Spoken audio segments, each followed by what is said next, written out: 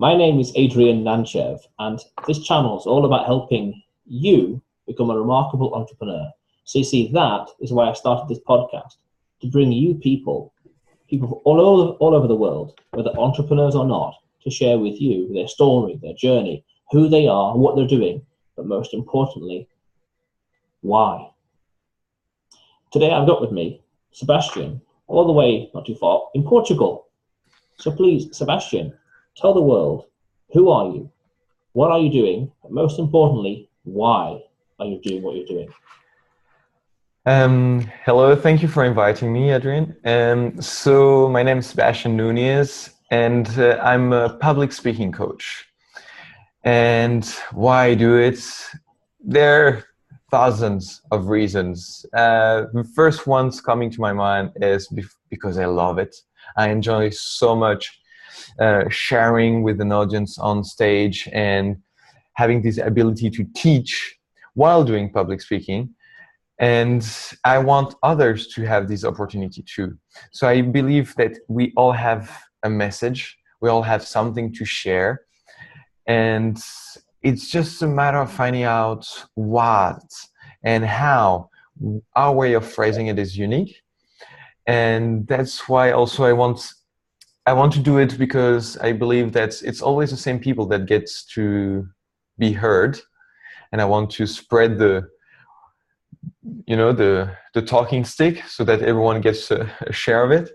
And the other reason is more maybe selfish. As an audience, I'm so tired of being bored when I go to an event and listening to people struggling, explaining, and sometimes they have passionate stories and they're killing the story by poor storytelling. And I feel like that's a shame either for them and for the audience, because we could have such a good moment together, and it's lost. It's lost because we lost focus of, and I also have a strong focus on the why. We've lost the focus on why their stories is relevant for the audience, and why does this audience needs to hear that. And once we have figured that out, we can find out what's the best way to convey it. Yeah, some interesting stuff there. So, storytelling. Everything is storytelling. There's an old saying that storytellers never go hungry. As soon as you can embed a story, a journey, a free talks pyramid or something in there, business or in the whole reason why you're doing it, then it's much more human. It's much more believable. It's much more palatable. So stories are very important in everything, not just in fiction writing, but everything. Because it touches your personal story. Mm-hmm. That's the thing. It's like, if I tell you a story, I'm not talking about my story. I do, but what you hear is your story. You adapt it and you take it to your personal story. So when I just said right now, I'm talking about the boring events, I'm sure you remember the one.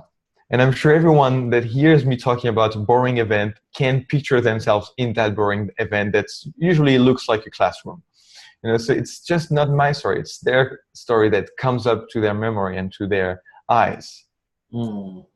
Yeah, I remember. I don't particularly remember any time I was bored from a talk. I remember some amazing ones, even like a few that were like 10 years old.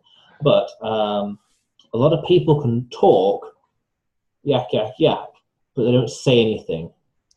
I think that's the worst. It's just, again, coming back to the why. And I was yesterday at a Toastmaster event. So if you don't know, Toastmaster is a public speaking training club. Right. And I said what I can bring to them, because they train, they already know everything, kind of, and said, okay, there's one thing I felt was missing every time I went to a Toastmaster event, is that they're really good at practicing the technique. Yeah. But what's missing is the soul. Okay, so they're talking, they practice talking, and they can present. Really, you tell them, okay, I want you to introduce me that new toilet paper roll in 2 minutes and make it funny, and they will. They're good, but the point is, we will forget about that talk right afterwards because there's no message there. So you can be talking, blah blah blah blah, and filling the blanks, but you're not conveying a message. And that's what people need to hear in the end, a message. Yeah, and I like how within the first 4 or so minutes, we got all of a sudden a rant about Toastmasters. The thing I don't like about them is they always count the ums. How many ums did you make? But firstly, you can use strategically in talking, in a speech, and there's so many more things to consider when it comes to talking, tonality, symmetry of the body, eye contact, just to name a few. Even some clever NLP stuff. Everyone knows that kind of clever stuff, yeah. So always some crazy stuff out there. But you mentioned soul then. So talking about why. Why do you think why is important? Direction. That's and the way I see it is because, so for me, the other parts of being of a talk are the body and the mind. So if you just take the body and the mind on their own, it's just an empty vessel, you know, like with no purpose, with just lost in the middle of the sea, not knowing which stars to look at to find the next step. So if you have no purpose, if you have no why, well, you're just paddling without knowing. And so you might give a lot of effort paddling, but you might end up not so far from when you started because you were just some on the left, some on the right, some back, some forth.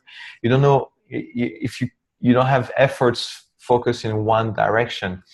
And that's why the why is important. And I would add something is the why and the what for. I try to separate both when I coach. It's like, because for me, the why is what's on the back, what you want to run away from, or what has been pushing you, and the what for, it's what's pulling you, what's the vision,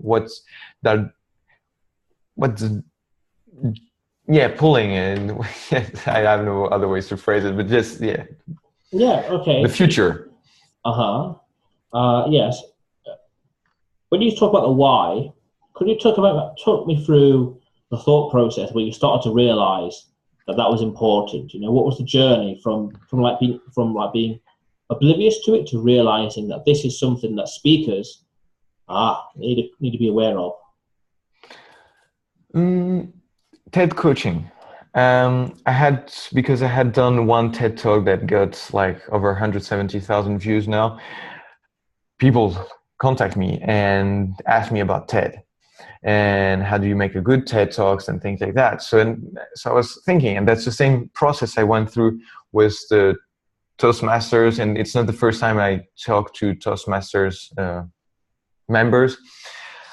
And that's the thing, it's like, what is missing? Why, like, everyone talks about TED. I haven't ever heard someone talking about a Toastmaster talk they heard the way people talk about a TED talk. You know, like, there might be some good ones, some good Toastmaster talks, but it's not a constant as the TED has managed to create.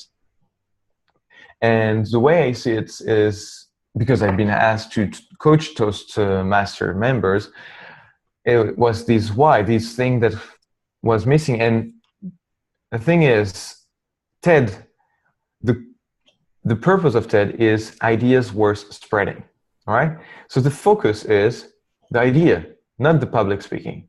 So coming back to the you were mentioning, the speaker can have as many as he wants to. What matters the most is the idea and how well he manages to convey the idea. Not how perfectly he does it, that's good, that's better. But what matters the most is not the body, how well he presents it, but what he's trying to convey. Yeah, you make a good point there. Never thought about that, actually. It's the why. That's what Toastmasters lacks. I imagine also that Toastmasters, they don't do these regular uploads or broadcasts as well as TED do, where they're talking about, this kind of goes into the second point as well. So what for bit?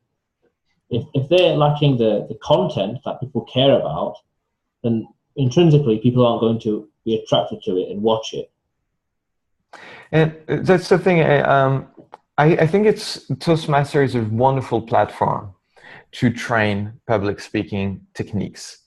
But this part that for me is the most important, the why of a talk, is missing because that's not what their goal is. And that's the thing we have to highlight. It's not to blame Toastmasters for not training that. This is a public speaking training club, and that's what they do.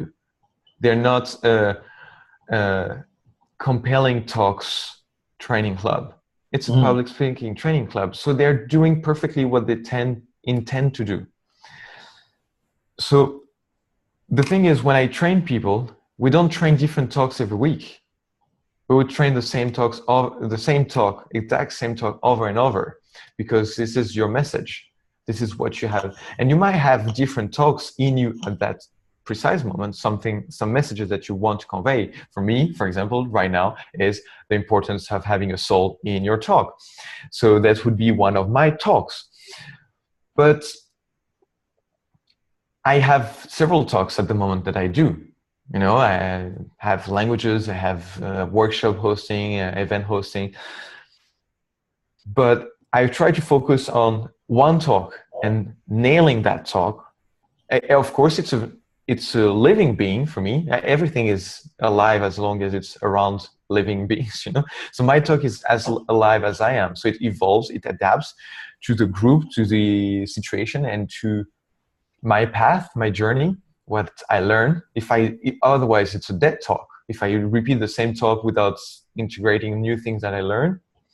So but it's the thing of focusing on that thing. So when I do coaching, whether it's for someone presenting a project, a company, or if it's someone preparing a TED Talk, of course, we don't focus on the public speaking techniques before we have nailed the message, and we will come back to that same talk over and over and over again. And that's why when we have the time to do it, the talks get so inspiring, and that's why everyone talks about TED Talks.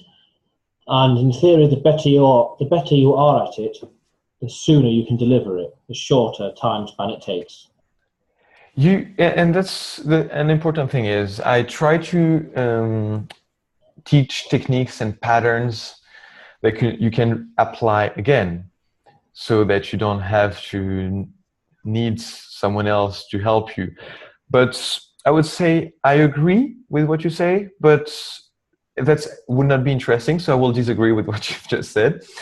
And for me, the part where I disagree is it's a matter of how big the impact you want to have. So what I'm trying to say is, if I give you 2 days or 10 minutes, let's say, to prepare a talk, and you are experienced, you can do that. That's the thing. You have the tools to do it. But if it's a talk that matters, let's say it's a TED Talk, or more interesting, you're talking in front of the UN, and you might have a chance to change the situation of gay people in Chechnya, you know, like something that really matters for people's lives, that can have a big impact. It doesn't matter how experienced you are.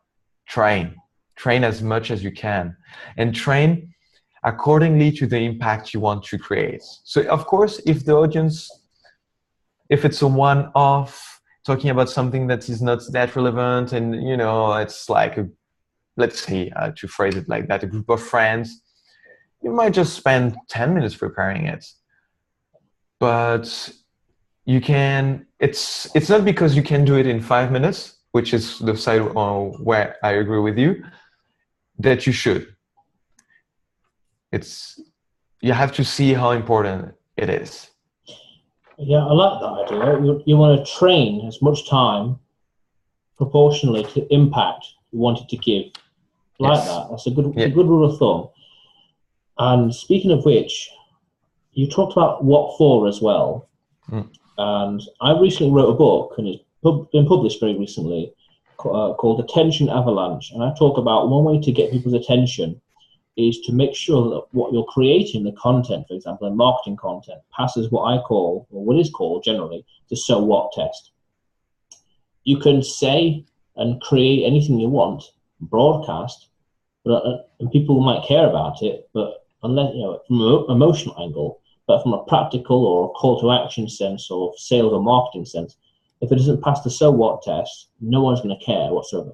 Oh, there's a thing here. There's a book for sale. So what? I don't care. Book over there. Who cares? You know, stuff like that. what do you have to say with regards to what for? What's your advice? What's your opinion? What's your thoughts? What's your feelings on that whole facet of public speaking?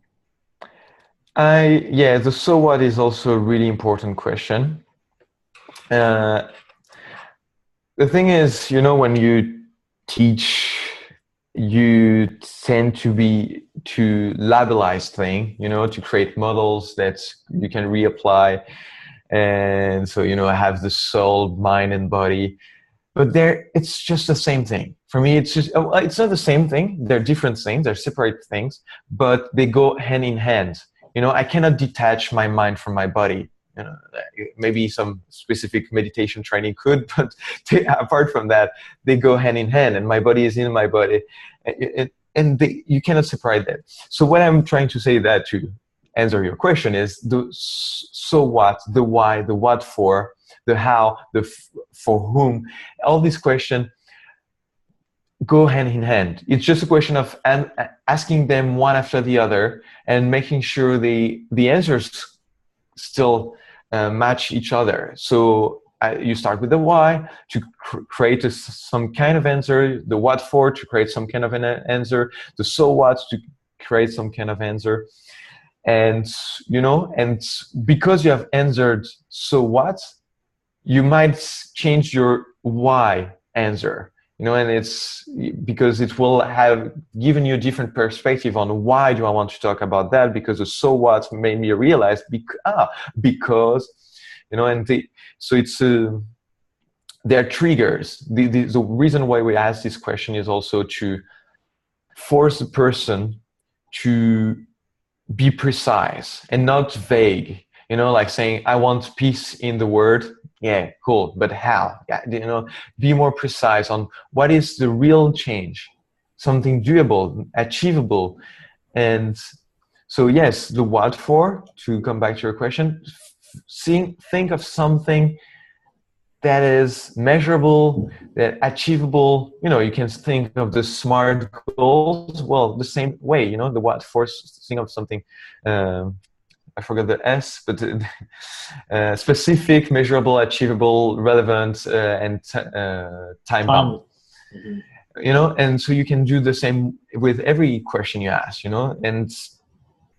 but the question is, what I like to be more specific with the difference between why and what for is to be thinking of future instead of past. And it's the same question. Like, for example, why do I train? I like to train women to do more public speaking. Why? Because I haven't seen many women on the stage. Okay, so that's the past. It's my experience. What for? Because I believe that if more women take the front of the stage, we will hear different voices and different opinions on different matters. Not well phrased, but one is the past, what has pushed me to that, and what for is the vision that I have. If what I do in the middle, you are in the middle of the why and the what for. You're that thing. My project, my talk, your podcast, you're in the middle of that what for, the vision that is driving you. And the reason of the what for and the why, I see them as a track, like you're in the middle, and if you have one thing pushing you and the other one pulling you, you have a straight line. You have that straight line that prevents you from falling off the track and wanting to say everything, and you have just one talk. Focus. Yeah, interesting. Yeah, focus. I've come to realize recently, you don't want focus. You don't want to multitask, and you want to follow one course until success. And I'm just very curious with regards to what for. You mentioned your what for is not to be bored, and when you say that straight away, that's one. Yeah, but still, it's in there. The interject. When you say that, who comes to mind is Guy Kawasaki, because he had these different talks where he always says, I'm doing a list of 10 bullet points. So if you're anyone out there who's bored, you know what number I'm on, then you know roughly how long the talk has got left over. that's what came to mind straight away with how to make a talk not bored. So is it a particular talk you remember that was excruciatingly bored? Or to flip that, what makes a talk not boring, do you think? There's so many, but that's for me. Again, I'll come back to body, mind, and soul. First, if you have a clear soul on that's what you want to share, it helps. You know, at least you know where you're going, which leads to have a clear mind. That means that you will. Mind is the structure, is the patterns that you will define and use. And once you have that, if you know, you avoid like the, oh, earlier I forgot to mention that, oh, and you know, like this kind of thing that I hear that I will like, no, you forgot, move on. You know, these kind of things. You have to have a clear mind, and forcing you to have a clear mind, so a clear pattern, a clear structure on your talk helps, because you don't get lost as an audience, as a speaker either. You don't get lost, you know where you are at. And if you have like, I recommend not to go over 5, but let's even say like I have 7 points I want to share, but you highlight that from the beginning, and you were, you know, so you know by point 5, you know what to expect. And then of course, body, the part how you present. Okay, it's hard. Will you be using the video? Your video, yes. Okay, so if I do this, you know, I'm just like giving you, like if it's a one-way talk, so I'm talking, I'm giving you information. However I do that, I can do that really well. If I just do this, all of a sudden, I triggered something, because all of a sudden I included you. Apart from the fact that it's a change, I invite you to me. So that could be by asking an open question. Even if you don't want an answer, you want people to think about it. So yeah, they're not just receiving, they're acting, they're active, not passive. They're not just receivers of your holy talk and holy knowledge that you have. They're, okay, engaged. So it's engaging. It's a question then also about feeling, because I believe that you have to be funny, because funny releases depression. When you have, like, if you give a lot of knowledge or heavy stuff, make people laugh. Even it doesn't have to be hilarious, but give them an opportunity to relax, break the tension. Yes. But there are many things like pace, breathing. There are thousands of things to take into account. That's the hardest part, entertaining part. Yes, a good question, a good joke to lighten the mood. Always a good way to break the ice with people. And I find that one way to make the talk not boring is to, like, I don't know, like an awareness of the audience, awareness of how they're feeling or behaving, or how many eyeballs are looking at you. Because that way you can adjust dynamically what you're doing, what not to do, what to skip, what to go faster over. Just by being aware and like clocked on to your audience, you can gauge their opinions, their thoughts and feelings of you. And for that, there's one thing, is training. Because you cannot do what you've just described without prior training. Really? Paying attention to the audience. If you don't know your talk by heart, not like word per word, but like the pattern, the structure, the path you want to take them to, is really dangerous, because you might like, okay, oh, I see they're not paying attention. What should I do? Oh, sorry. And then you might enter a panic zone, because like, what's my next thing? I have to engage them. So you're thinking about that, and you're not sure about what's your next sentence. You're like, oh, red alert. Yeah, I see what you mean. Yeah, I see what you mean. That does happen a few times where it's like, I know what I'm talking about, but the train of thought's been lost. And it's like, I'll get it again in just a moment or two, and then I'll continue. But I use it strategically, like a break, like a gap to emphasize something, like a pause, like just leaving the edge of the seat. So utilizing it at the same time. Just depends on the body language as well. And I really like this. You know, outwards is to bring them in, and this one is to invite them. Yeah. Okay. Yeah, it's like I'm giving and inviting. inviting us towards. Yeah, inviting to participate, you know, just like join the dance, you know, otherwise it's just about me. Ah, but how would that differ from something like this instead? You know, much more broad. You know, come on Oh, over. it's the camera span. Oh, right, okay. So okay, that's But logistics. I just use the example. Really, I do bowling hands just to show the difference, and instantly I see in the person's eye. It's hard with the camera, but if I do that in a demonstration with an audience, and I do that just for them, I see the reaction that happens immediately as soon as I change direction. And I've tried the other way around. And it's still, if you do that, this movement the other way around just constantly, they're like, but what is he asking from us? Whereas if I do it from my heart to them, they just see that it's something that I'm giving, you know, like visually in terms of body language. Interesting.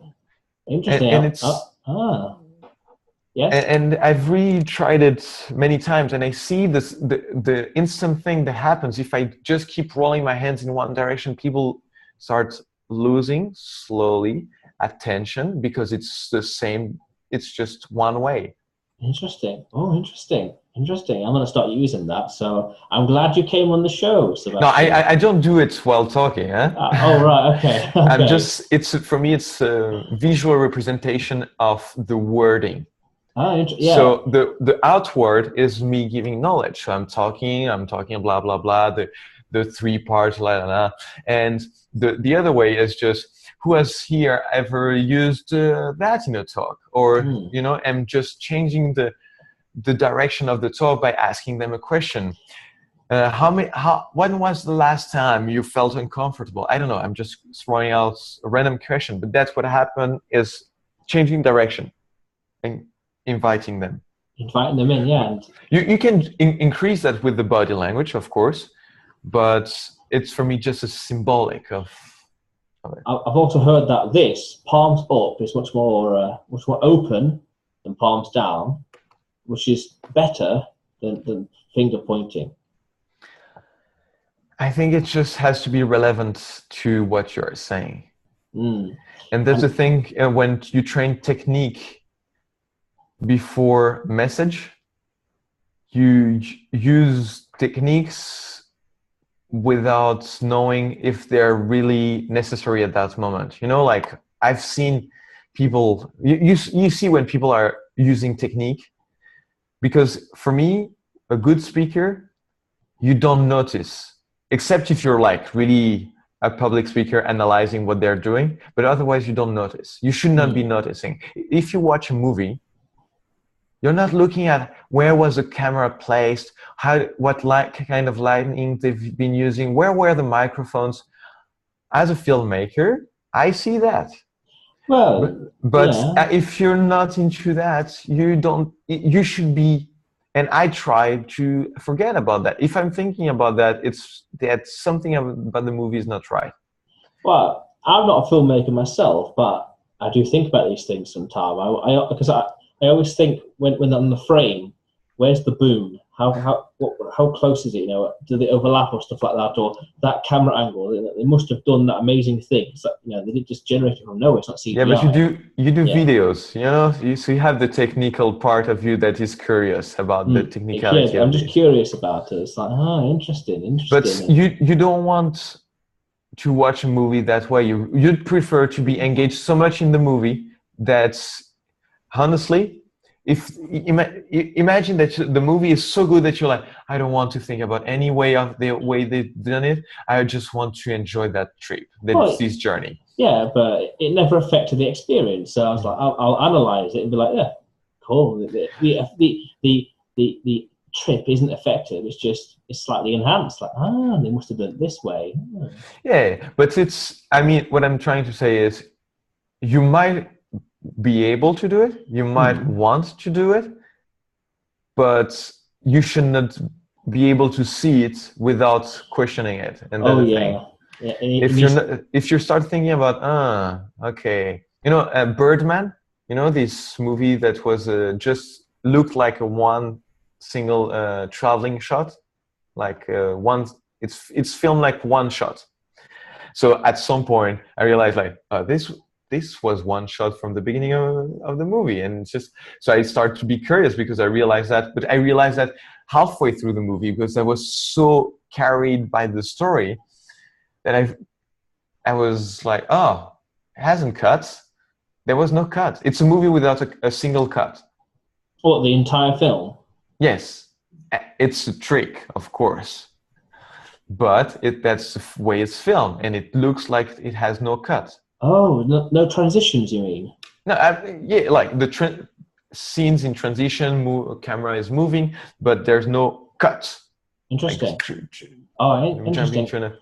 So you're saying that it has to be seamless. You don't want to break the suspense of disbelief. Yes, you don't want people to see what you're doing. Yeah, you know, like you're talking about NLP. If someone sees your NLP, it stops working. Oh yeah. Oh yeah. See, so basically everything is NLP. You know, as long as it's language, it's language. You can call that with a nice label, which is called NLP, but it's just language. But if the person sees what you're trying to do and identifies it, they start putting fences which blocks it from working. And I'm not saying it because, you know, like if you're a filmmaker, a storyteller, filmmaking is a form of storytelling. You want to do it for them. You know, you're not, what I'm trying to say, you're not trying to lie to them. You're just trying to improve their experience. And that's why you use these techniques. Like this movie, which is just looks like one shot, it's to be immersive. Like you're in there, like following the guy everywhere he goes. You're just following, is to enhance the experience. Yeah, it's true that 80% of communication is how we say things, not what we say. Do you agree with that? Yes, definitely. But that's why, nonetheless, it's the paradox. But that's why I start with the soul, because I think that if you have a clear vision of the message that you want to convey, if this is like, if you embrace that vision, that soul of your message, then it shines through. So even though you're a poor public speaker, which we will work on, but at least these will be seen, and people will see these. I call that the gold in you. You know, it's like you start shining because you have this vision, and the other work is just to improve the way people see it, so they can see the whole piece and just not a small nugget of your gold, and they see the whole sculpture. But you want to be sharing the whole thing. But if you have identified deeply the soul, this is part of, for me, of the 80%. In storytelling, there's an interesting concept called the unifying theory of 2 + 2. And it talks about how you should not just spoon feed your audience the answers, or spoon feed the results, or the story, or the ending. You need to say, here's 2 + 2, and let them figure it out for themselves. Don't say to them 2 + 2 = 4, just say 2 + 2. And you need to let the audience be smart enough to put the equation together. Be smart enough to put 2 and 2 together. I would say it depends. Okay. It depends how long is your talk or workshop, how long is your story, and it depends on which element. You want for me, if you never do what you've just described, a part of the knowledge won't be acquired, because you need to let people do the path to learn the path. You know, so that's what you've just described. So for example, when I was talking yesterday, I say, okay, so now you have the body, you have the mind, what is missing? And people just answered emotion, heart, and I say, I call it soul, but it doesn't matter. They had the answer before I said it. So they identified that part. But some other parts, I just give it to them because I don't think it's so important for them to find out themselves. And the things that I find more important, I prefer them to find it out. So it depends on the support. For example, one thing, I do other things with the languages, and sometimes I give the answer because I think we need to move on. And sometimes I let them look for it, and for a long time. I let them struggle with it because we have time, and I know if I let them struggle with it for once, they will remember for life. So it's just a question of when you were talking about awareness of the audience, and that's when it's really important, knowing when to give the answer.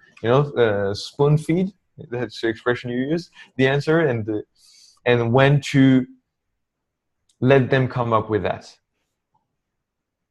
I think both ways are good. The problem is that we're used to school which just gives us the knowledge.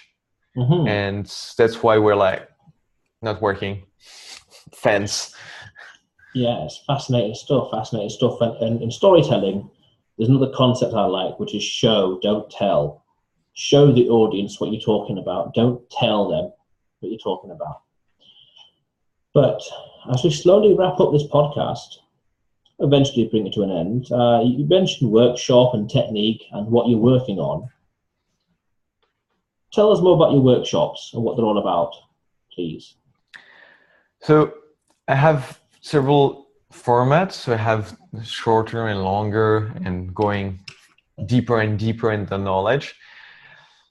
The idea is to actually, talking about what we've just said, start with giving knowledge, and the more we go deeper, the more I will ask you to come up with the knowledge and come up with your own stuff. Because the smaller the group is, the longer the workshop, the more you can be active and not only come up with your own answers, but just like having a revelation of some kind. That's it's one thing you telling me you need soul in your message. The other one is just finding out what is your soul. And that moment is pretty nice to see from the teacher's perspective when you see one person doing.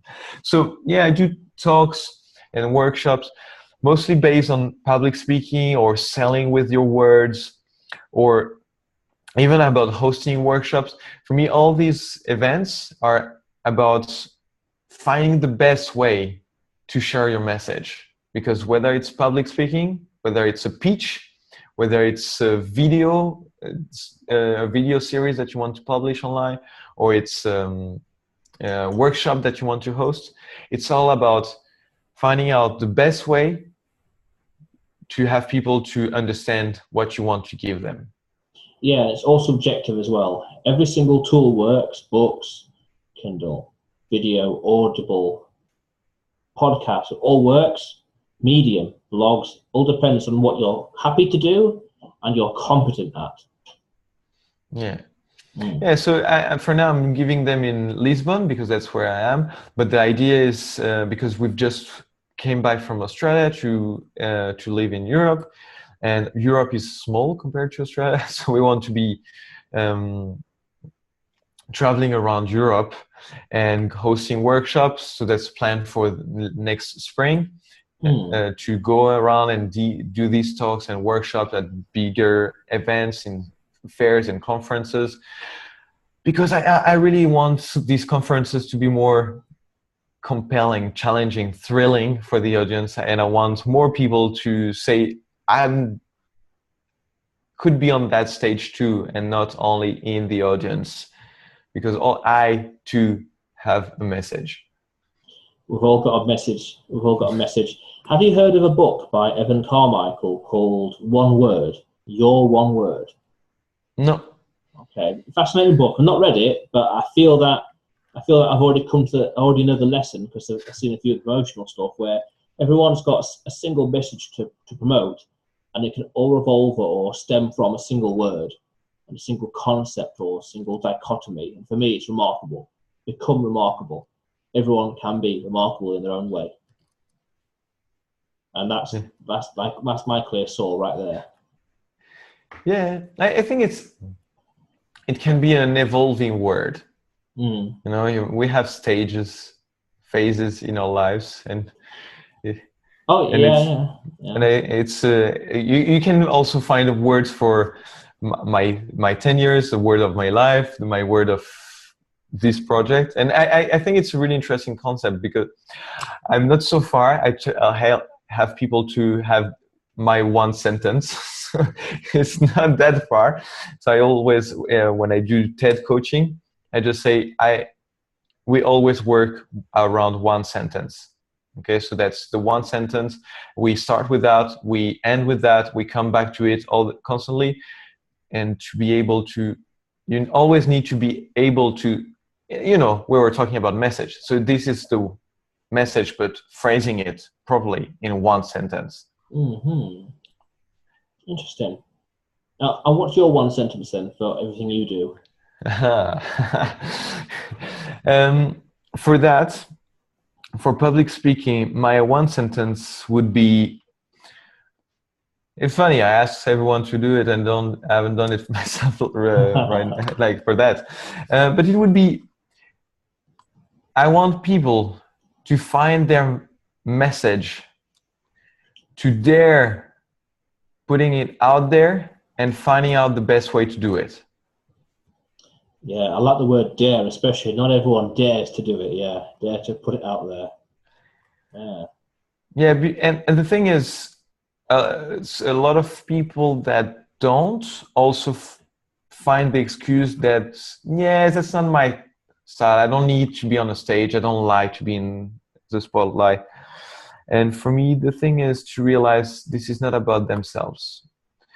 It's not about you being in the spotlight. It's about sharing the message, because there are other yous out there that haven't gone through yet what you have gone through. They're, you know, like they're 10 years earlier in that process, and you have learned something that they need to know right now, so that they can move through it faster. So it's not about you being there. It's about letting other people know what you have learned. Yeah, I agree. And it's about them being able to catch up, to you and achieve what you did in 10 years, but they do it in like 1 year, for example. And imagine if they do that in 10 years time, having learned all these things in 10 years or in 1 year all the time. Yeah, exactly. So that's the next generation have learned in 10 years, 100 years of experience. Yes. Imagine. Standing on the shoulders of giants. Yeah. Perfect. Yeah. But as we slowly wrap up, what are you working on now and what is next for you? So basically it's developing the public speaking coaching and communication coaching in a wider sense on the local Lisbon scene as well as the European one. And I'm working on a video course and eventually a book too about that sum up my body, mind, soul model of the talk, and to see how you can come up with your own talk and why and all that thing. So I want to work on the complete model to help people from the very early stage of their curiosity to going to really advanced kind of public speaking. And at the moment, I'm also publishing my language methods because I speak 12 languages and I've been teaching languages for years. And I also want to just give all that knowledge I've acquired in 10 years of learning languages to people so that they can learn their second languages the same way I learned my 12. You know, fast, efficient, fun, goal-driven. You know, I learned a language in 3 months. I don't understand why we tend to learn them in 3 years or more. Yes, that's fascinating because we from children, young children, we have the capacity, the brain's like a sponge, to learn languages. We can probably learn 12 languages by age of 10. Yeah, for me, it's not a question of age. It's that's one of the lessons in my method. It's a question about, again, you'll find it's maybe ironic, but I have the same things in mind, is motivation and goals. If you have the right motivation, you will learn. Then it's a question about method to make it fast and efficient. The same with public speaking. But if you need to know why you're learning the language, why we should not be teaching French kids English if we don't make them have the need. And so it's a lot about that. And I believe I've seen most adults learn languages more quickly when they want to than children. Yeah, I've kind of noticed that as well. And I also think that when you want to learn the language, you want to learn the slang, and you want to immerse the person in the language, the day-to-day stuff rather than the colours and the numbers. Important stuff, but the slang and the day-to-day life is much more important, and you pick it up faster and easier and quicker. You learn by exposure, jumping in the pool. Yeah, exactly. Just like don't look at the water, and thinking it's cold. Just get in there. You'll get used to it. Yeah, and these 12 languages, what are they? Mostly European languages. And actually, I would say I speak 11, and the 12th is just all the other language that I speak to some extent, which are many. All right, so Esperanto. No, Esperanto. I'm not against Esperanto, but I learn languages to speak with the people of the country I'm traveling in, and there's no Esperanto country. A good point. That is a good point. I'm guessing that Spanish is definitely one of them. It must be actually, yeah. Portuguese, not far. Yeah. Because Spanish. I'm half French, half Argentinian, so that was not. Yeah, because South America, they more or less speak Spanish, and Brazil and Portuguese over there more or less as well. That's more or less the entire world. Yes. I remember a few years ago, I tried to learn a bit of Hebrew, and I didn't get very far with it. I got like a dozen words or something, and very interesting dialect. It was just completely different to most of the things. Fascinating stuff. But in 2015, Duolingo, I spent the entire year just doing like a crash course, 365 days of just Duolingo on German. And it's like, it's quite rudimentary, quite conversational, very rusty. It's like, get going again. It's like, I remember it now. That's what I mean by motivation. Like you wouldn't see no child doing that. This kind of commitment. This is like, this is an adult thing, saying, I'll do it. Yeah. And so that's why I say, children have maybe the thing that, for me, they learn quicker because they have no choice. They have no task, they have no like bills to pay.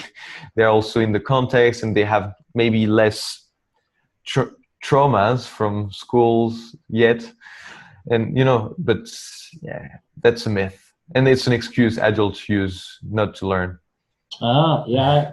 I agree. I can see that. I can certainly see that. And also, a book, this new book you're gonna write, definitely go for that. I think everyone's got a university degree, but how many authors do you know? Yeah. No, but the method is called the Polyglot Mind. Oh, is that this course you talked about with how to learn the different languages? Yes, and the book is on the process. It's under development. Polyglot Mind. Polyglot Mind. How I learned 12 languages. Yeah, I want to look into that out of sheer curiosity. And also, before we end, I'm fascinated. Lisbon. What's as a tourist destination and to visit Lisbon and Portugal as well? What is it like? I don't like touristy cities, and it's becoming really touristy. Right. And these intense tourism. You see, like people coming over for the weekend. I'm a big advocate of finding a job that you like that will give you enough freedom not to go over for weekend all across the world, because this way people consume the city and create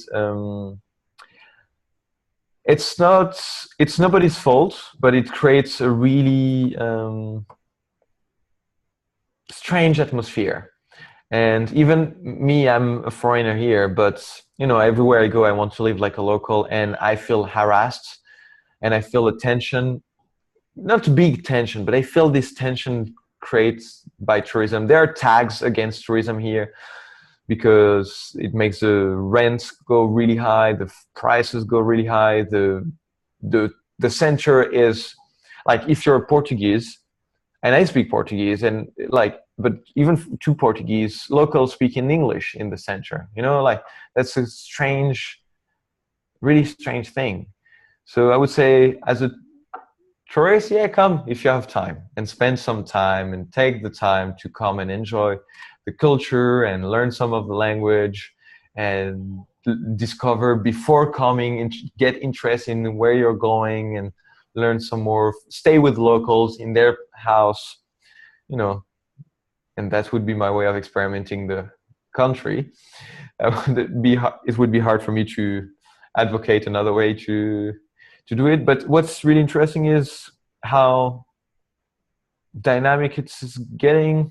A lot of businesses moving here, and it's November and it's hard to have your windows closed all day because it's so warm, you know. So that's a nice side effect of being here.